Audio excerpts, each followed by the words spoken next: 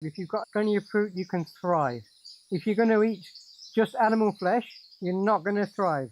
If you're going to eat just animal secretion, you're not going to thrive. If you're going to eat just greens, you're not going to thrive. The only food that you can thrive on for long periods of time is fruit.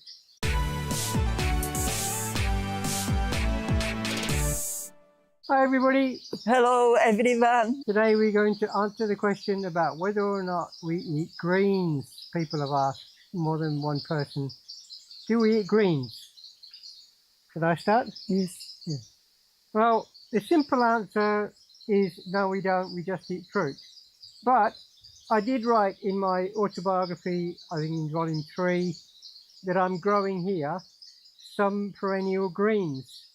And I also wrote that I do so in case there's any times of shortage or scarcity with food and fruit. And it's something that we can fall back onto. So I grow like sweet leaf, ivica, a moringa tree. And these are perennial greens that you can take off of the plant and eat. And the truth is that there have been times where we take some leaves off, and I especially, more so than Kritka, will eat those.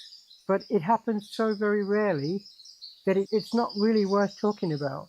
But the fact that I've written it has put it out there in the world, and people are saying, look, he's saying he deliberately grows greens to eat.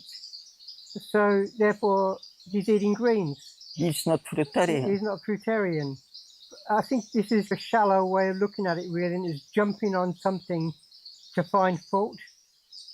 And the truth is also that if you do look closely at anybody's life, you're going to find fault. So the honest, complete answer is no, I don't eat completely only fruit, because there are exceptions to eating only fruit. I don't remember the last time I picked any greens from the garden. They're just there. And more so, I grow them to show people that you can have perennial greens, because we get people here that have never seen something like sweet leaf, and all they know is lettuce. So if you can pick a few leaves off the plant and show them, I have demonstrated before, this is edible, look, eat it. And I've eaten it. And people can point out and say, you're not perfect. Absolutely right. We're not perfect. Nobody is perfect. The idea of eating fruitarianism is to work towards perfection. And the other thing is that even though we eat only fruit, like 99.99% of the time, some of that fruit is causing much more damage than the greens that I might eat in the garden on very rare occasions. Because we get fruit that comes in from further afield.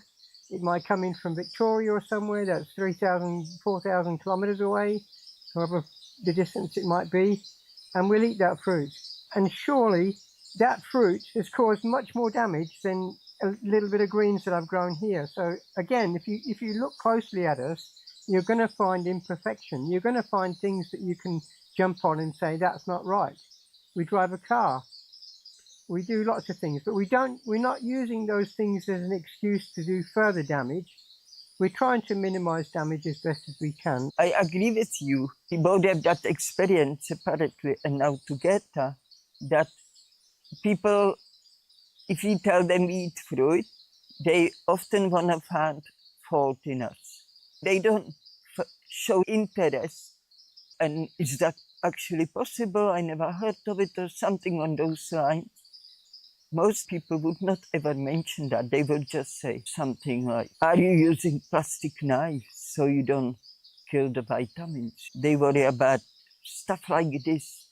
And yet they eat everything. And, Yeah. and they worry for us if we have enough nutrition from the food we eat, which is fully packed with it.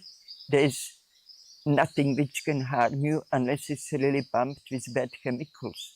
Because even if it has chemicals, the person who eats only fruit, the body will be able to clean it. Sooner or later, in its own time, depends on what it is.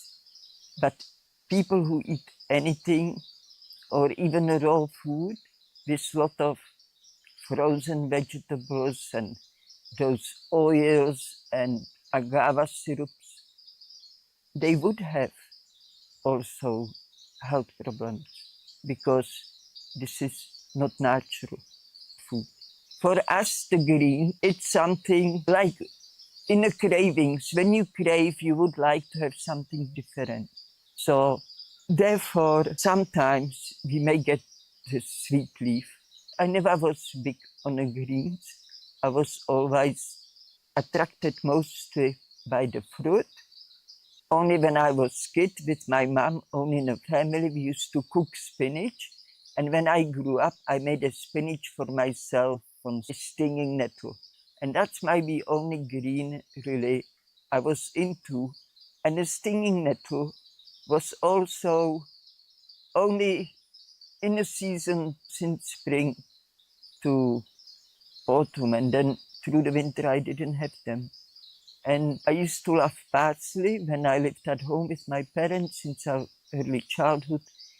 That's true. I used to pick on parsley, chew on it, but spit out the pulp because the pulp for me was not very pleasant. But when I was younger than that, I used to eat grass and everything. So I would swallow the pulp as well. With some things, yes, with some things, no. But this is not part of our diet. We don't say it's essential to our health. We need it for some kind of balance. People mention often the nutritional balance. We're not into this at all. Yes, we eat fruit for ethical reasons. With the time I learned you can eat other things ethically because you don't kill them and they still go to seeds, they still have full life, they can make babies, flowers, seeds, everything. So, but even that, we don't do it. We're not really attracted to it. No. As we say, sometimes when we do tomato, cucumber, zucchini salad, we will put a bit of sweet leaf, but Arabica I don't like. It's slimy. If you need to survive, I will find it difficult to eat, but true also is if I were really hungry, I would eat it. I wouldn't be so fussy. I know as a child, I used to eat the young leaves from the trees when they start coming out in the spring. That's something, it wouldn't even cross my mind here because I have adequate food I'm supposed to naturally eat. But when I was a kid, I ate a lot of wrong food. So therefore, I believe I was more craving those green things like grass.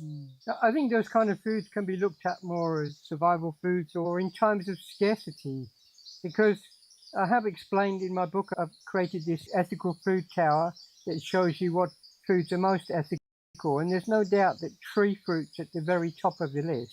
Now, of course, you've got animal flesh and animal secretions at the bottom, and just above that, you've got grains, cereal, monocrop grains, and things like leaves, perennial leaves, they're just below the fruit. We can't deny that you do harm the plant in some way by taking a healthy leaf off or taking off a healthy shoot from a plant. It is obviously is not the ideal thing to be doing, but it's not as harmful, anywhere near as harmful as pulling up roots or cutting down whole plants because you want to eat them all. Of course, monocrops, which is an incredibly horrible thing we do into the land. It's turning the land into desert. I think if somebody is growing their own food at home and they're growing their own leaves to eat as well, then they're doing so much better than a fruitarian who's eating solely fruit that he's bought in a supermarket, living in a city.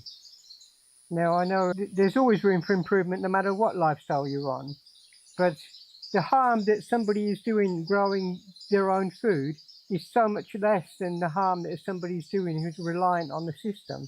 So if you're growing your own fruit and a few greens as well, you're at the top of the list really in terms of people causing the least harm in this world.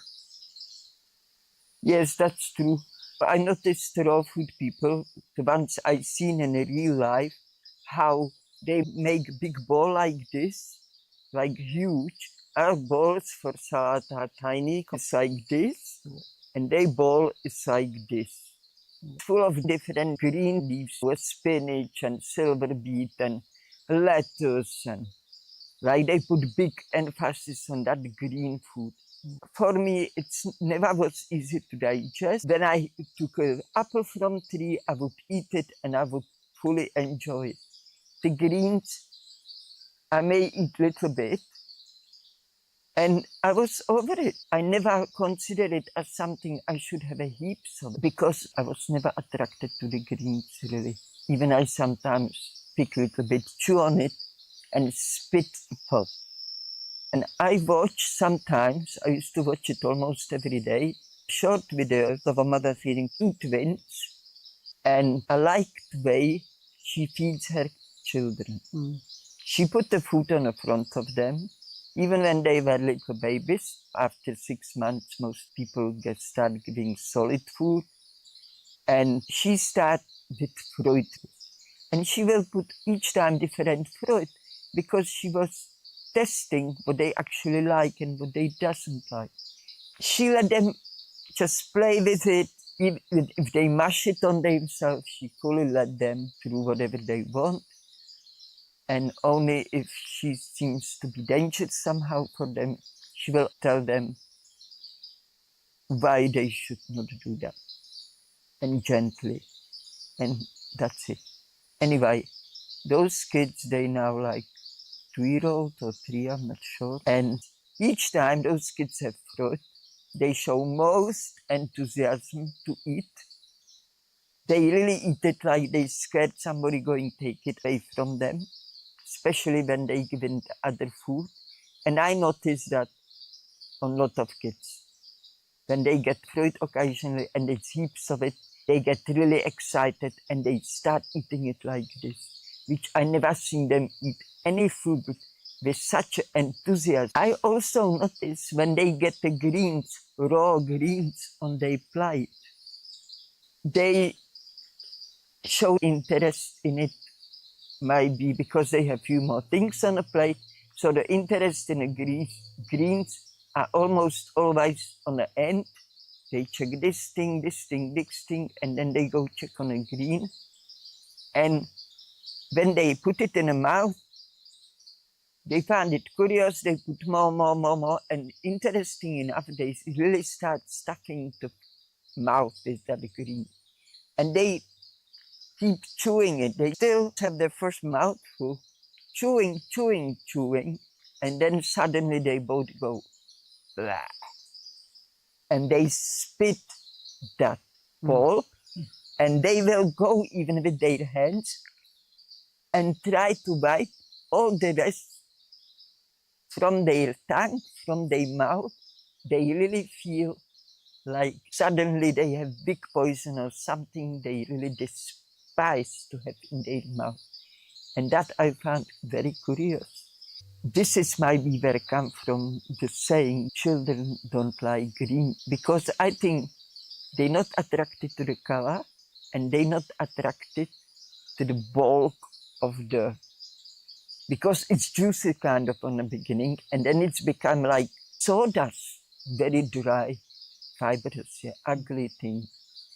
And so they decide to spit it out with like disgust, like blah. And I go back now to the people eating big bowls full of greens.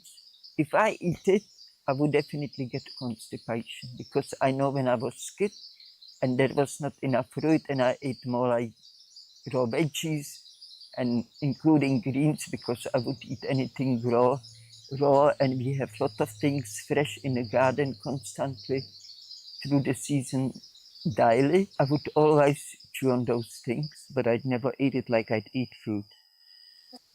You'll find the people that are eating these big bowls of greens, that they have a tendency to always carry a water bottle with them all the time. I'm sure that the greens are dehydrating them in some ways. Whereas when you're eating fruit, you don't need that, because the fruit is hydrating all the time. If you're eating only fruit, you're not going to need to be drinking water all the time. We talked about this in another video about our stance on drinking water. But the fact that you're eating a lot of greens is definitely going to make you thirsty.